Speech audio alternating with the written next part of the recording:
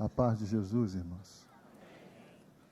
Por gentileza, abra a sua Bíblia no livro de Atos dos Apóstolos, capítulo de número 14. Atos dos Apóstolos, capítulo de número 14. Enquanto você procura o texto sagrado, deixa eu fazer aqui algumas considerações. Louvar a Deus por Ele me conceder tão grande oportunidade, tão rico privilégio que é poder pregar a sua palavra. Agradecer ao pastor Silas Malafaia, ainda que na ausência dele, deixar registrado aqui a minha gratidão. Muito bem, Atos capítulo 14, a partir do versículo de número 8. Se você encontrou, diga amém. Estava sentado em Listra certo varão leso dos pés, coxo desde o ventre de sua mãe, o qual nunca tinha andado. Este ouviu falar Paulo, que fixando nele os olhos, e vendo que tinha fé para ser curado, disse em voz alta: levanta-te direito sobre os teus pés. E ele saltou e andou. E as multidões, vendo o que Paulo fizera, levantaram a sua voz, dizendo em língua licaônica: fizeram-se os deuses semelhante aos homens, e desceram até nós, até aqui. Irmãos, o livro de Atos dos Apóstolos foi escrito por Lucas, o médico amado, e companheiro do apóstolo Paulo em suas viagens missionárias. Isso faz de Lucas testemunha ocular de todos os fatos e acontecimentos em que você lê a vida do apóstolo Paulo. O livro de Atos tem algumas particularidades. Quais são? Por 43 vezes, Lucas vai citar o nome Espírito Santo. Os pais da igreja sugeriram que, ao invés desse livro se chamar Atos dos Apóstolos, se chamasse Atos do Espírito Santo. Porque, além deste livro narrar a história da igreja, a gente vê uma ação extraordinária do Espírito Santo. Do capítulo 1, que começa com a ascensão de Cristo, até o capítulo 28, com a chegada do apóstolo Paulo em Roma. E nós acabamos de ler aqui sobre um milagre que aconteceu na cidade de Listra. E o que eu acho interessante aqui que a Leia cantou e disse que o céu cura, né? E ela contou o testemunho aqui, que Jesus curou ela de um câncer. Ela tirou 15 centímetros do intestino e está curada, não é isso, Leia? Foi a mesma coisa que aconteceu com a minha esposa, Leia. Há 7 anos atrás, ela foi acometida de um câncer, um carcinoma no intestino. Ela tirou 15 centímetros do intestino e está aqui curada para a glória de Deus. Glória a Deus!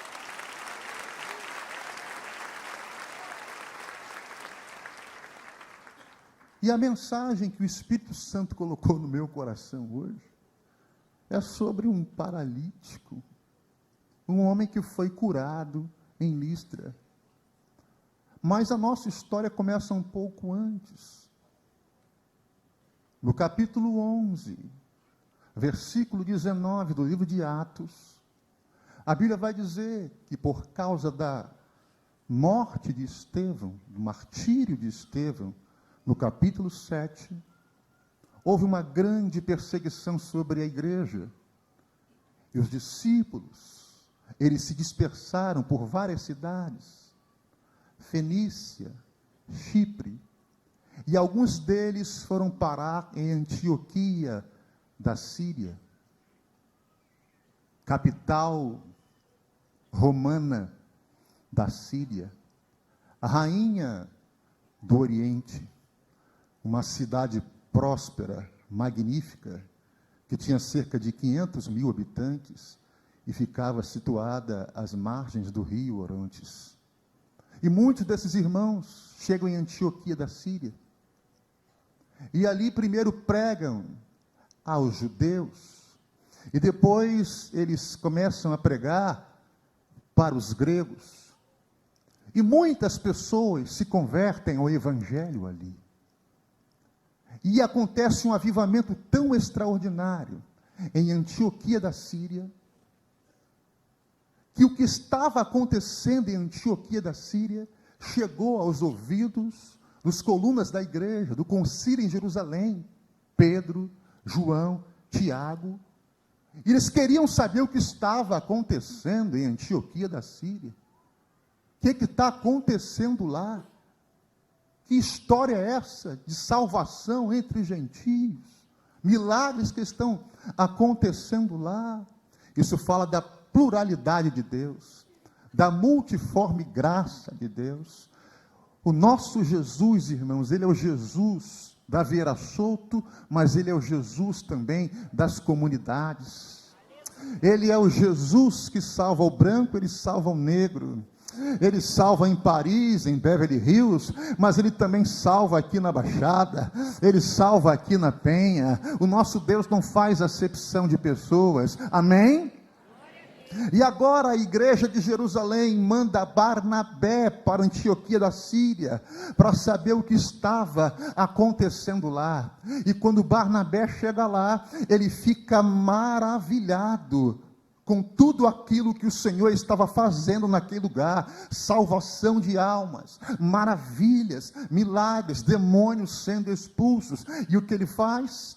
Ele precisava trazer um mestre para ali, precisava trazer ensinamento para aquele lugar, e ele vai até Tarso, e traz Saulo para aquele lugar, para que ele fique ali como mestre, ensinando. E a Bíblia vai dizer em Atos capítulo 11, versículo 26, uma coisa linda, que em Antioquia da Síria, pela primeira vez, foram os discípulos chamados de cristãos. Eu vou repetir. E em Antioquia da Síria foram os discípulos pela primeira vez chamados de cristãos, porque os homens daquelas cidades, eles olhavam para os discípulos e viam, eles se parecem com Cristo, eles falam muito desse Cristo, eles pregam muito desse Cristo, a vida deles é andar igual a esse Cristo. Quer saber de uma coisa? Vamos chamar eles de cristãos, aqueles que se parecem com Cristo, eles são pequenos cristos. Irmãos, e quando eu li isso, sabe o que o Espírito Santo falou no meu coração? Que as pessoas possam olhar para mim e ver em mim Jesus, ao ponto de dizer, esse cara é um cristão, ele se parece com Jesus, ele fala com Jesus, ele como Jesus, ele anda como Jesus, ele se parece com Jesus. E agora chegamos no capítulo 13 de Atos dos Apóstolos, capítulo 13, versículo 1, vai dizer que na igreja de Antioquia da Síria havia profetas e mestres, a saber, Barnabé, Simeão, Lúcio, Manaém e Saulo. Irmãos, eu vou repetir, e havia profetas e mestres e profetas.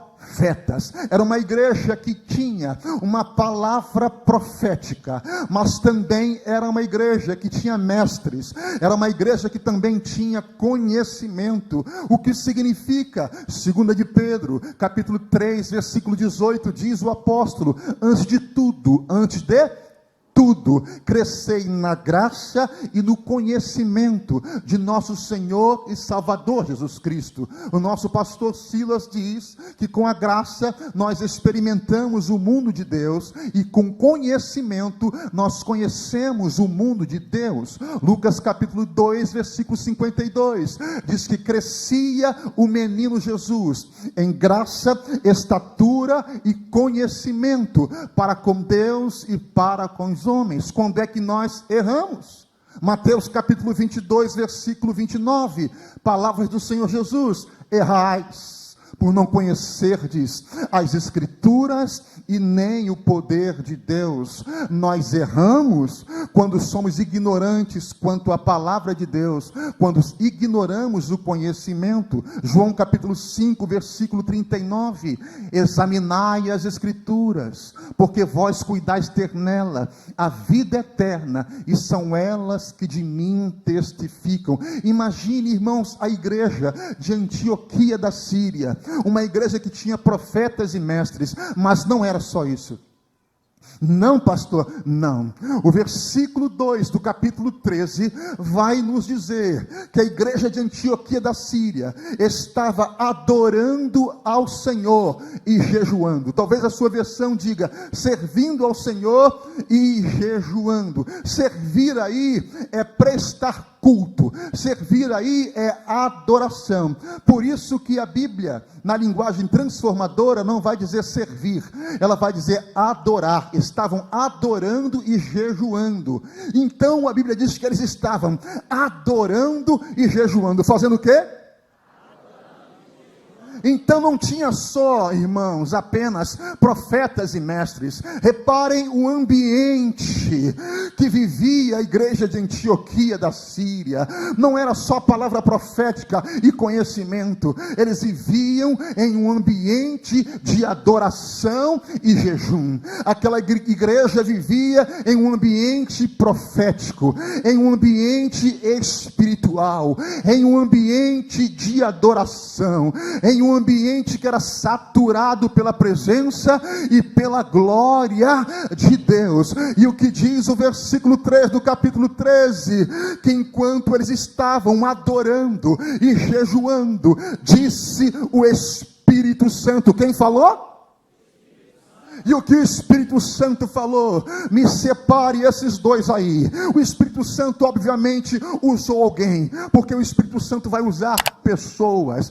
Usou algum daqueles profetas, alguém ali que estava, e disse: olha, me separe a Paulo e a Barnabé para a obra que eu os tenho chamado. Eu aprendo verdades extraordinárias. Se quisermos ouvir a voz do Espírito Santo, precisamos criar um ambiente perfeito para ouvirmos esta voz. E qual é a voz que vamos ouvir? A voz do Espírito Santo. E que ambiente é este? É um ambiente de adoração, é um ambiente de jejum. Eu vou te dar uma segunda chance. Se você quer ouvir a voz do Espírito Santo, precisamos estar em um ambiente de adoração. Mais uma vez, em um ambiente de adoração, em um ambiente de jejum, em um ambiente de glória. Eu tenho uma notícia boa para te dar. Qual é, pastor? Pela misericórdia e graça de Deus, Deus tem constituído aqui nesta igreja profetas e mestres. Pela bondade de Deus, em um culto como este aqui, é um culto em que nós estamos em um ambiente de adoração. Mais uma vez, estamos em um ambiente de adoração, um ambiente de jejum. Aonde só quer chegar, pastor? O Espírito Santo está falando. O Espírito, você tem dúvida disso? Eu não tenho nenhuma. O Espírito Santo está falando e vai continuar a falar até o último segundo deste culto. Você não chegou aqui para mais um culto, irmãos. Eu me sinto autorizado pelo céu para te falar o que eu vou falar hoje aqui. Você não veio para mais um culto. Não, não, não. Você veio para o culto da virada da sua vida. Hoje é noite de milagres. Hoje é noite de virada. Hoje é noite que o céu vai se abrir. Hoje é noite de resposta.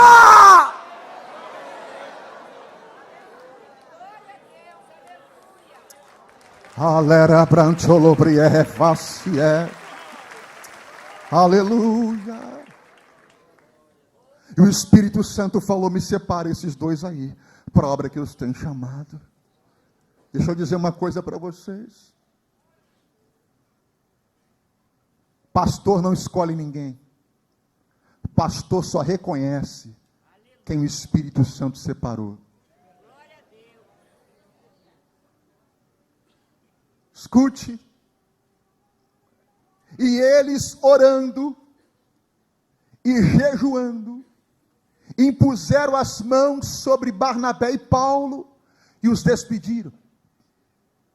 E o versículo 4 diz que eles, enviados pelo Espírito Santo. Enviados por quem? Enviados pelo Espírito Santo. Escute o que eu vou te dizer. Atos capítulo 1, versículo 8, palavra do Senhor Jesus. E recebereis poder a vir sobre vós o Espírito Santo.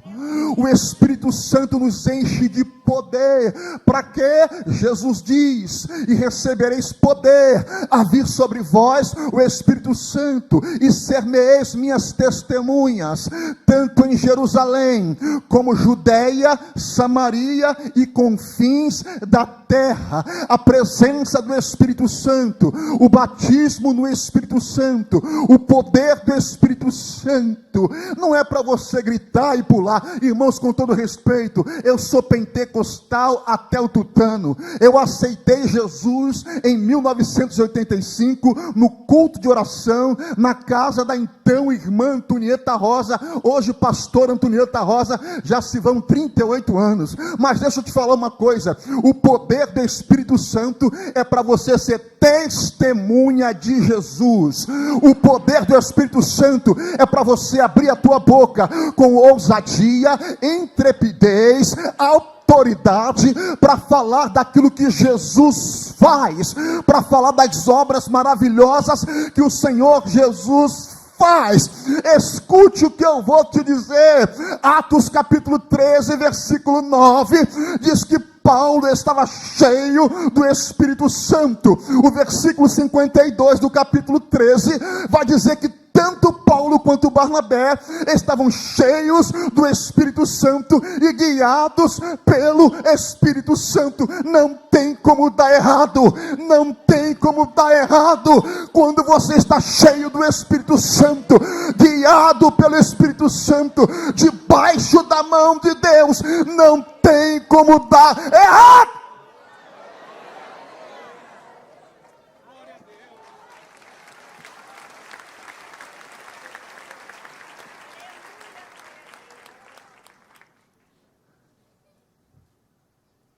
E enviados pelo Espírito Santo desceram até Seleucia.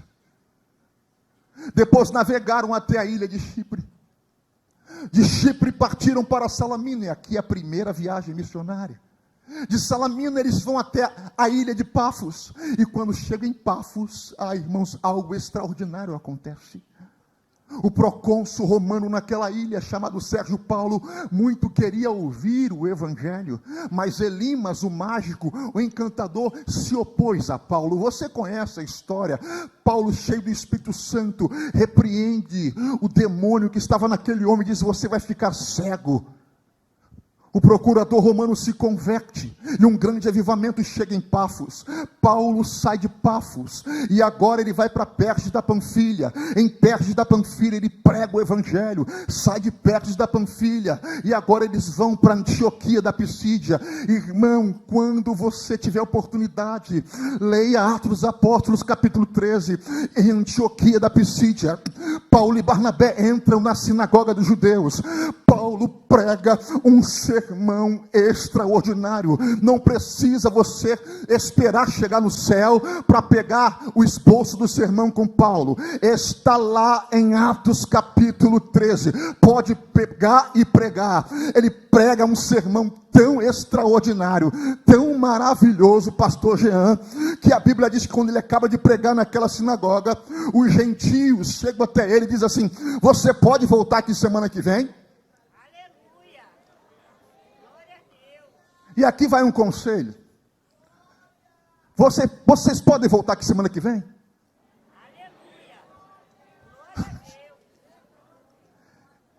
E eles falam para Paulo assim: mas nós queremos que você pregue a mesma coisa que você pregou hoje. Não precisa inventar a roda, querido. Não precisa inventar a roda. Não precisa enfeitar o pavão. O evangelho é simples. Jesus Cristo salva, cura, batiza com o Espírito Santo e leva para o céu. O resto é para inventar o pavão.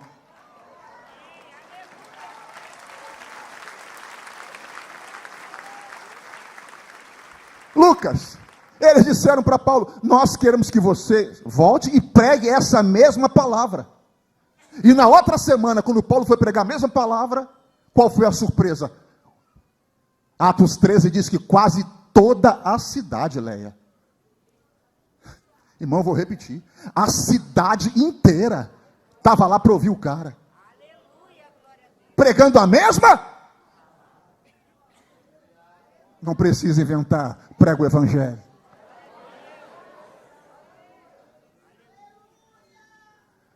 E agora, os judeus expulsam a Paulo. Paulo vai para a cidade de Icônio. E qual era a estratégia de Paulo, irmãos? Toda cidade que ele ia, primeiro ele entrava na sinagoga dos judeus, ficava lá quietinho. Tem algum irmão que quer nos consolar com alguma palavra? Ele dizia: eu. Ele pegava, abria as escrituras e pregava. Irmãos, ele chega em Icônio, começa a pregar. Milagres extraordinários acontecem em Icônio. Mais uma vez, os judeus invejosos querem matar Paulo. E agora Paulo e Barnabé, sabendo disso, fogem para Listra e Derbe, cidades da Licaônia. E quando eu li isso, eu pensei: Jesus, por que Paulo fugiu? Paulo é meu herói. Paulo não foge, Paulo enfrenta. E que o Espírito Santo falou no meu coração: Alfredo, você nunca leu João capítulo 4? E sabendo Jesus, que os fariseus sabiam, que ele, Jesus, batizava mais discípulos do que João, se bem que Jesus não batizava, saiu Jesus da Galileia para a Judéia. Não era a hora do confronto, não era a hora do enfrentamento. Irmão, não era a hora deles serem mártires. Existem recuos que são estratégicos. Não é a hora. Eles vão para Listra. E a Bíblia diz que quando... Escute isso aqui, preste atenção. Quando Paulo chega em Listra,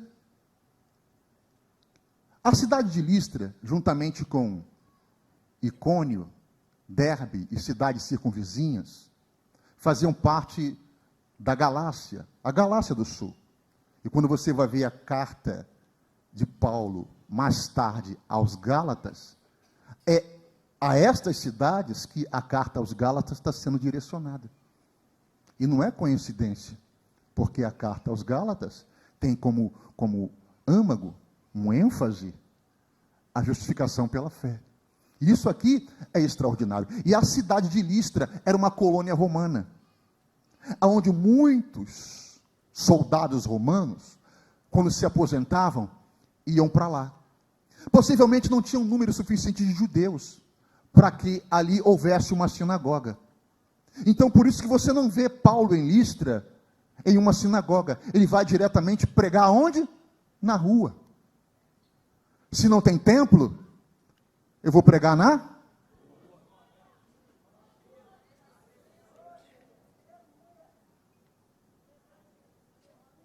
para o ônibus, para a praça. Já foi no Parque Ari Barroso pregar? Ah, já foi muitas vezes aqui, eu é rapaziada aqui. Não tem templo? Eu vou para a rua. Não tem microfone? Vai ser na garganta, mas eu vou pregar. Paulo disse: não tem sinagoga? Eu vou pregar, eu vou para a rua.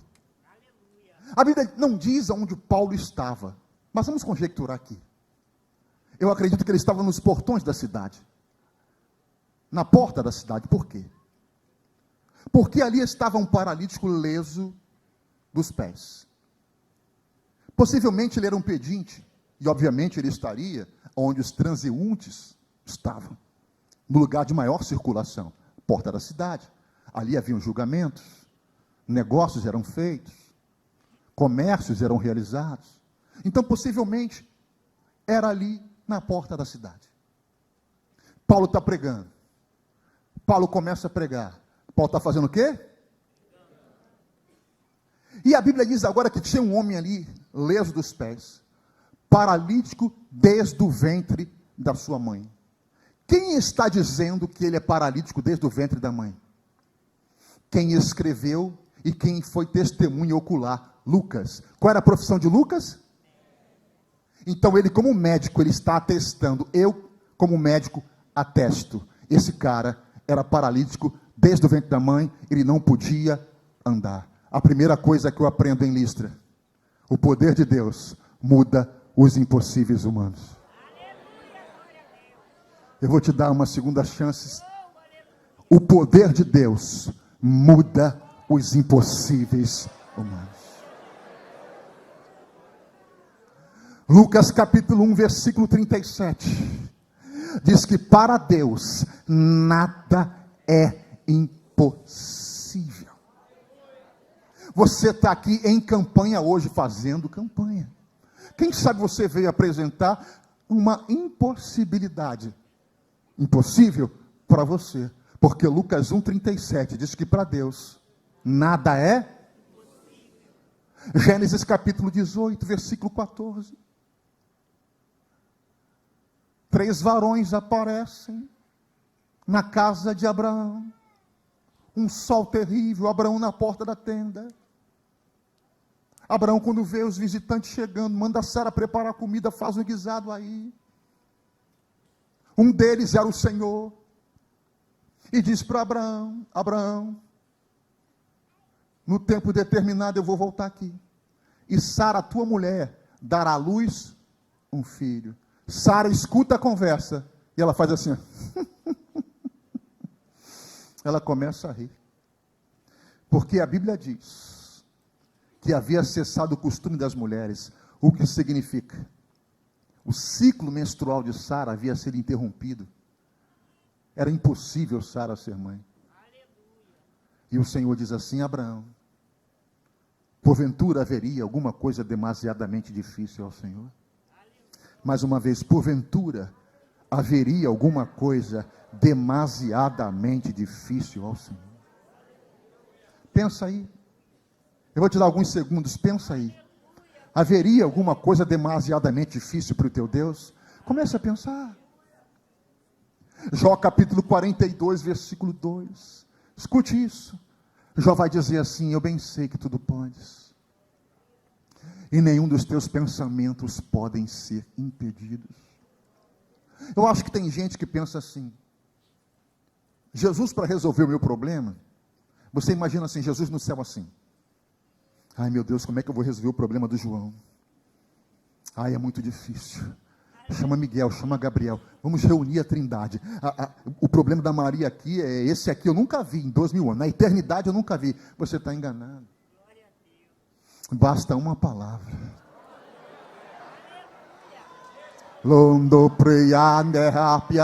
Por 30 segundos adore aquele que tudo pode. Por alguns segundos adore ao Deus do teu milagre.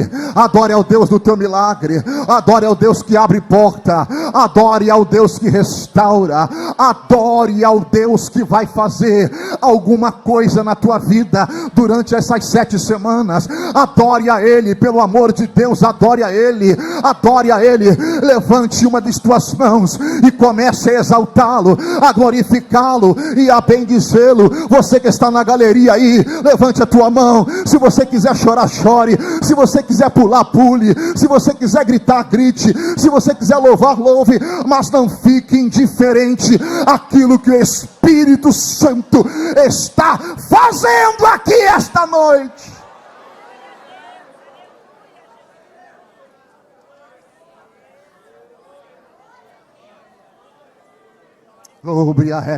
Eu vou falar uma coisa aqui pelo Espírito Santo que vai te arrancar dessa cadeira agora.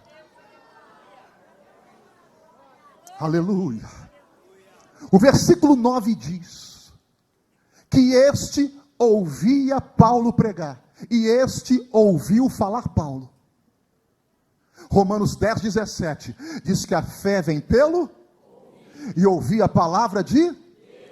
Então, enquanto eu estou pregando, a fé está sendo gerada no teu coração. Porque a fé vem pelo ouvir, e ouvir a palavra de Deus. Preste atenção. Redobre a sua atenção. Este homem aqui, ele foi curado na hora da pregação da palavra.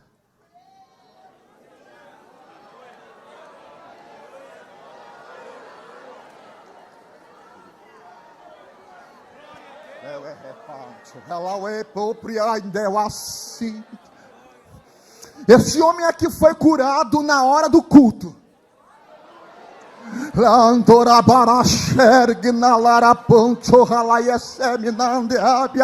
Pastor, pelo amor de Deus, aonde o Senhor quer chegar? A tua postura na hora da pregação da palavra pode determinar o teu milagre. A tua postura na hora do culto pode determinar o teu milagre. Desperta aí, irmão. Desperta aí, irmã. Desperta aí. Desperta aí. A tua postura na hora da pregação pode determinar o teu milagre.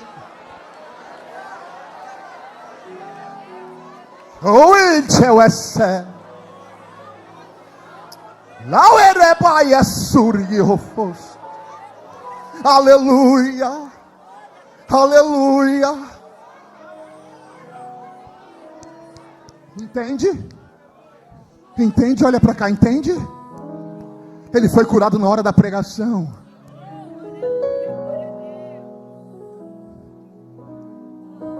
E o versículo 9 diz que Paulo fixou os olhos nele. Paulo está pregando. No meio daquele povo, Paulo fixou os olhos nele, pastor Silas. E viu que ele tinha fé para ser curado. Espera aí, irmãos, isso aqui me deixou confuso, pastor Silas. Porque Paulo fixou os olhos nele, olhou direto para ele e viu que ele tinha fé para ser curado. Sabe o que eu aprendi quando eu li isso? Que a fé pode ser vista.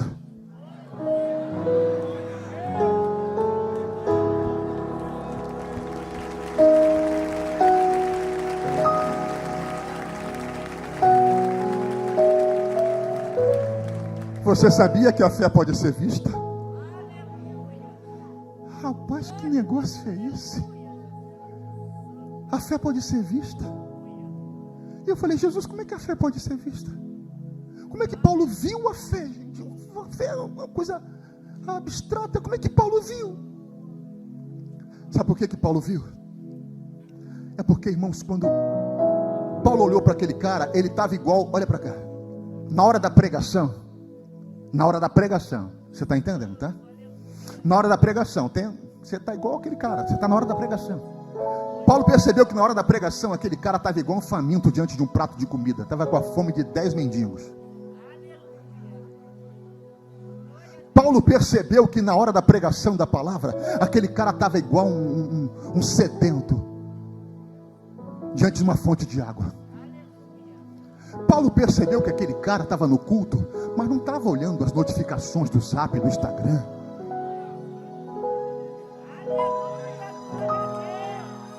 Paulo começou a perceber que aquele cara no culto não estava olhando para o relógio toda hora, para ver que hora o culto ia acabar.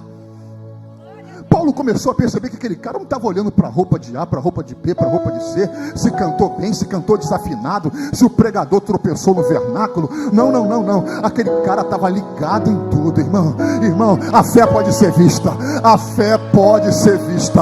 A fé pode ser vista. Qual é a tua postura agora na hora do culto? Você veio para adorar? Você veio para prestar culto? Quem está aqui comigo? Quem está aqui? Levante a sua mão, só por alguns segundos. Adore a Ele, porque a tua postura na hora da pregação, a tua postura na hora do culto, pode determinar o teu milagre.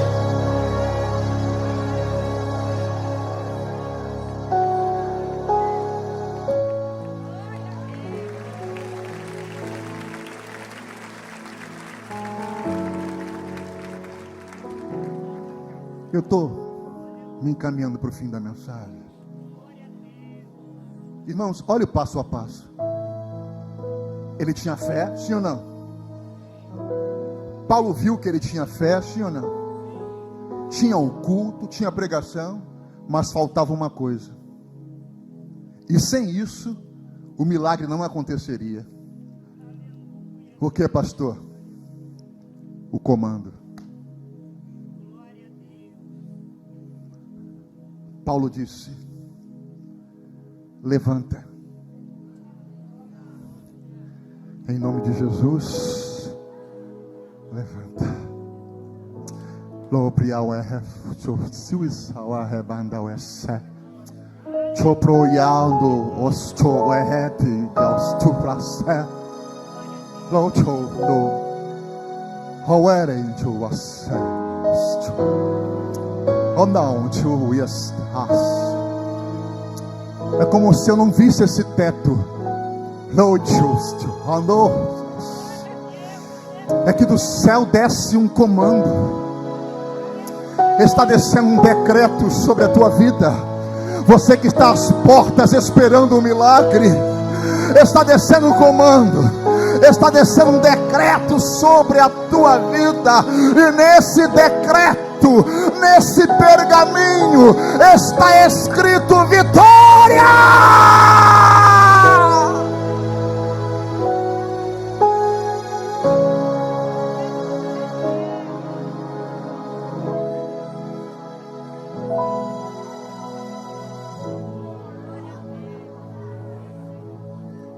Três coisas acontecem e eu termino.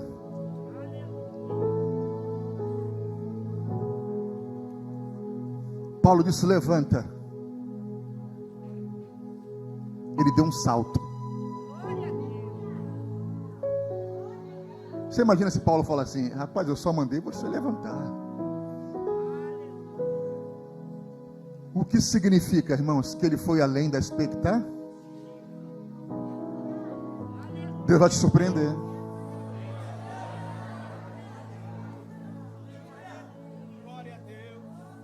Três coisas aconteceram. Ele foi curado, ele levantou e ele deu um salto.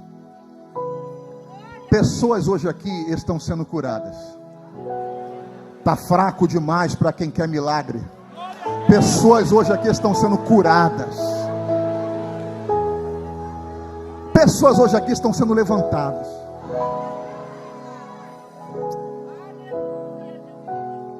Jesus vai mudar a sua vida, o teu ambiente. Creia nisso. Mas a terceira coisa, eu não posso ser leviano. Vão ser para algumas pessoas só. O que é, pastor? Paulo mandou ele levantar, ele deu um salto. Eu vou jogar as sementes, eu não sei qual delas vai brotar. Tem gente aqui que está aqui neste culto, e eu não sei porque eu vou falar isso, que está me vendo pela internet, que neste ano de 2023 e início de 2024 vão dar um salto na vida.